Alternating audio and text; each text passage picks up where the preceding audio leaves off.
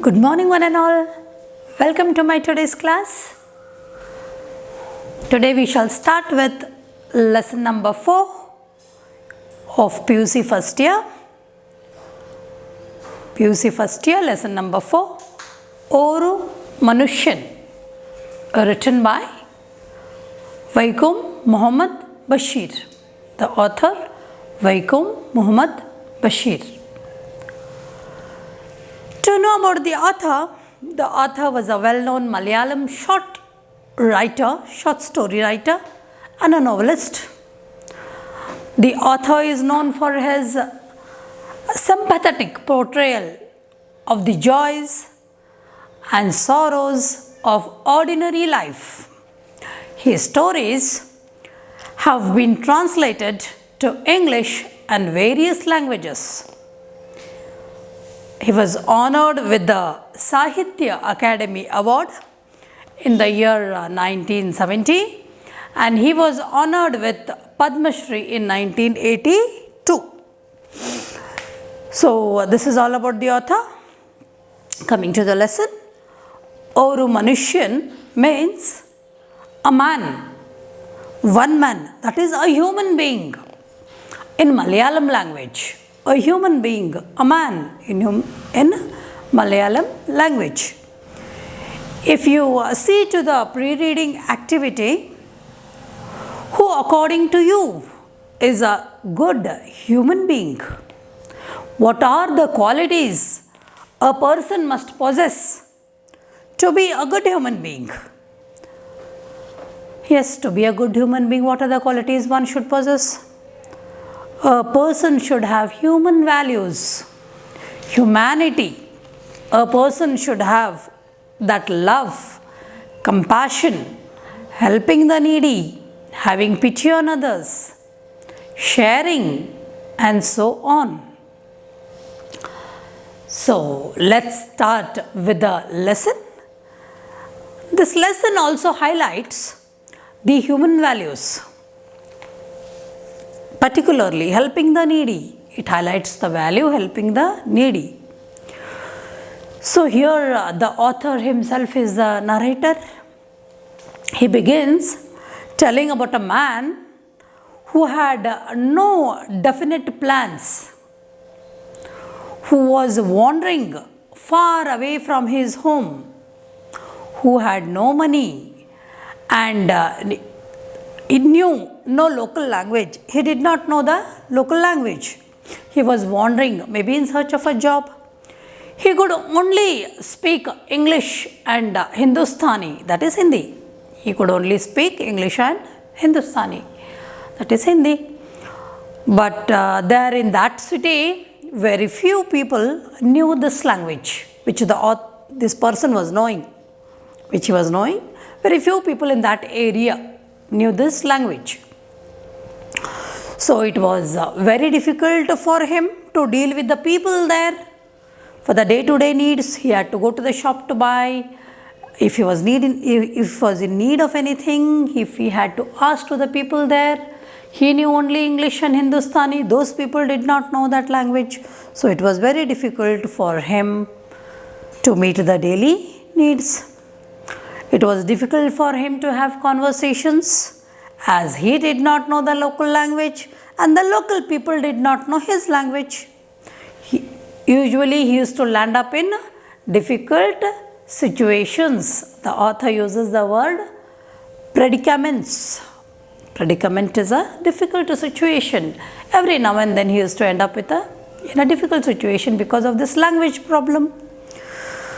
The author says, when a person will be caught up in dangerous situation and a local stranger, that is an unknown person, comes to his rescue, then that person will wonder, why this stranger helped me? Even after years, a person will remember the incident and he remains thankful to the stranger, to that person who rescued him. Now the author uses the words, let us say I, not you, who remembers the man. here the author means that he himself is the man. The author himself is the man who faced the situation. So the author is narrating his own experience. Author is narrating his own experience. He says that he had some belief or view about whom? Human being. The author says he had some belief about the human beings, including himself. He uses the word vague notions. The author further continues saying that there were good men, there were thieves around him, there were men who suffered from various infectious diseases and from madness. So all such kind of people were around him. And so a person who came to live there in between these such kind of people had to live carefully, because there were thieves, there were people suffering from diseases, there were mad people. So a person who came to live there had to be very careful. The author says the world has more evil than good. Yes, this is very true. That is, the world consists of more of bad people than the good. We all realize this truth only after we get hurt. It means that we realize this only after we experience it. We undergo the situation. The author narrates one such experience of his, one such experience of his life he explains here. The author says, it was quite a big city in the valley of a mountain, say around about 1500 miles away from his home. So he was 1500 miles away from his home. The people who were living there in that city did not know the quality of mercy. The people who lived there did not know what is mercy. They did not know the quality of mercy. They were cruel. People there were cruel, unkind, murderers. Their profession was robbery, pickpocketing. Pickpocketing was almost daily happening there. But by tradition, these people were not robbers, were not pickpocketers, but they were professional soldiers. Some of them went to distant places and lent money on interest. Many others served as watchmen in banks, in the mills, in the large commercial establishments in big cities. Money was highly valued there, so people valued money more than anything else. So for money, the people would do anything. They would even commit murder. If a person would tell, I will give you money, you have to murder him, that person would murder the other person just because of money. So money had greater power there. Money was the most valuable thing there.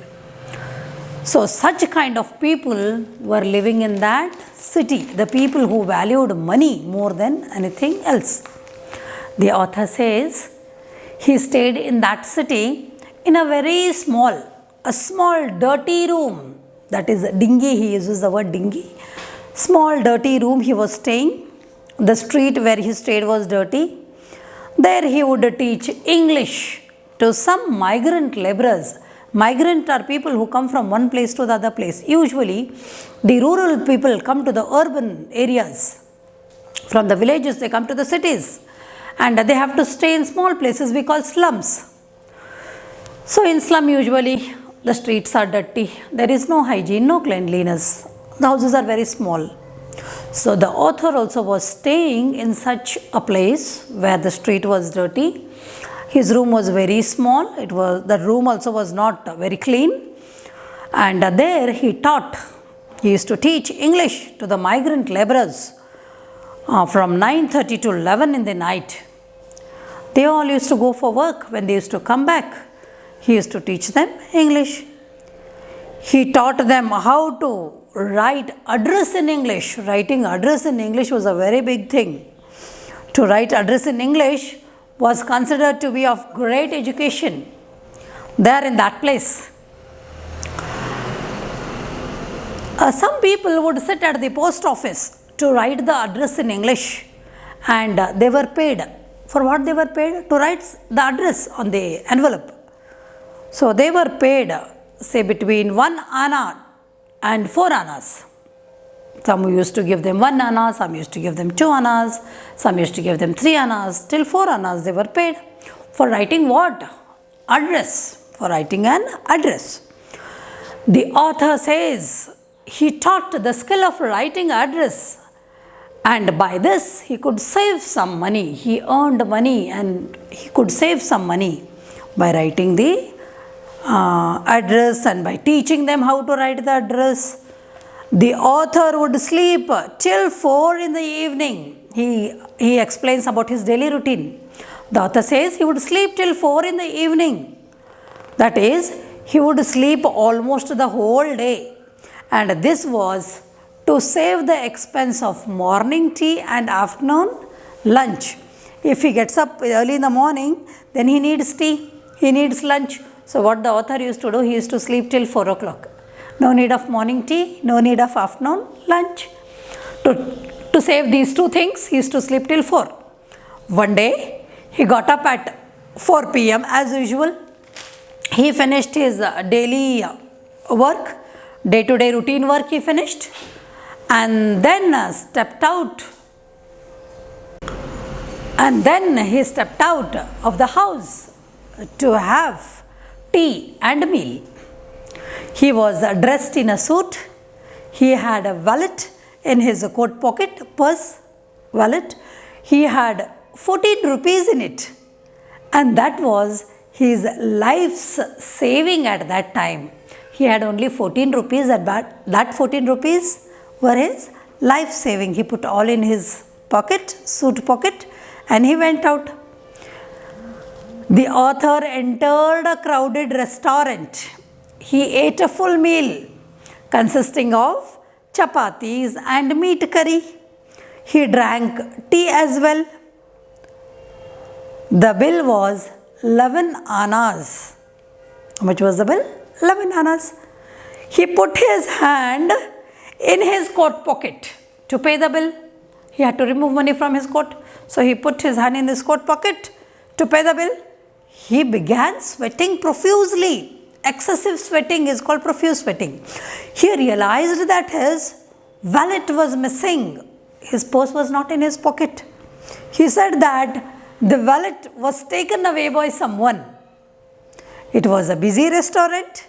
The owner gave a loud laugh, looking around everyone, and caught the author by the lapels of his coat.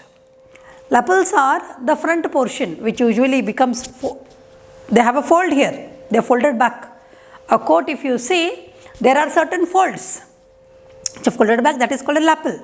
So the owner caught hold of his suit lapels, and he said, shaking him in a strict way, like as if he's asking him, this trick won't work here. So the owner of the restaurant is just holding the lapel of his coat and is telling, he's shaking him and telling, this trick won't work here.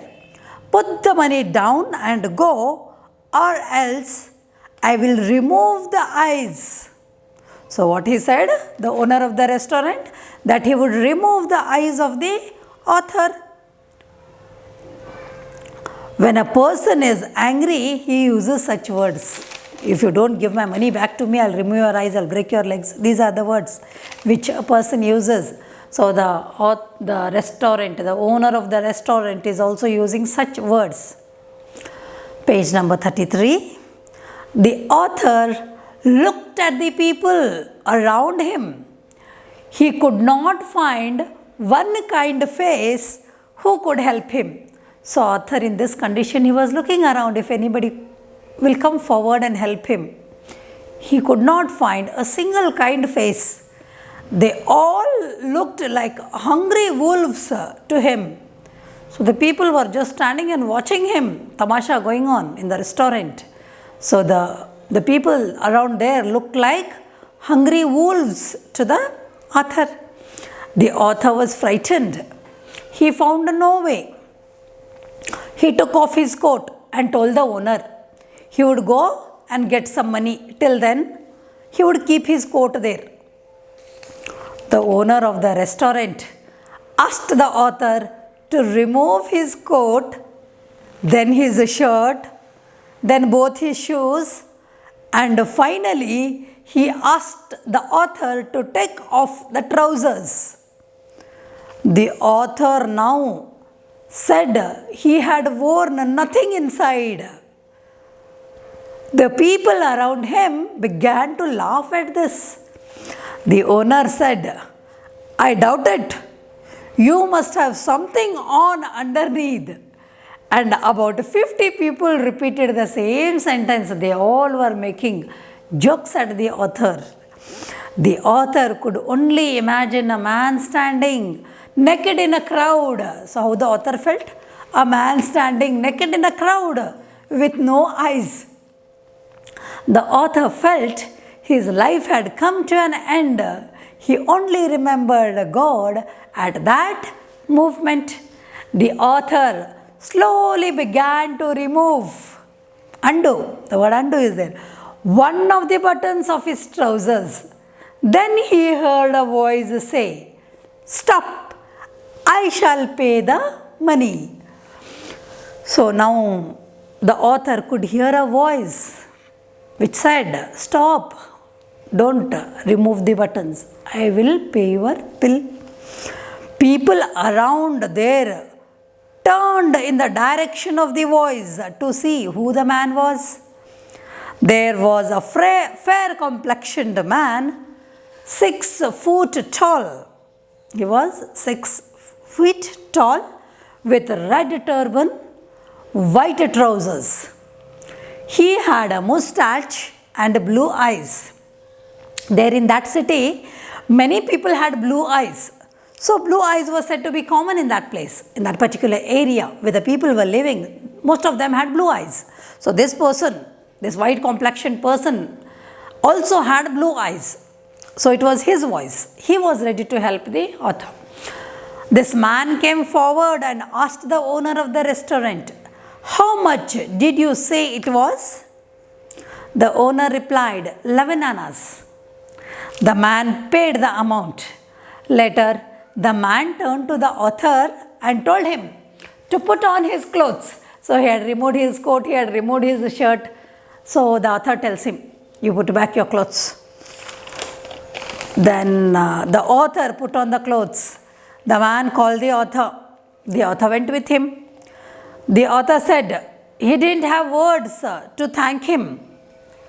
He said the man had done a great deed and that he had not seen such a good person there in that place.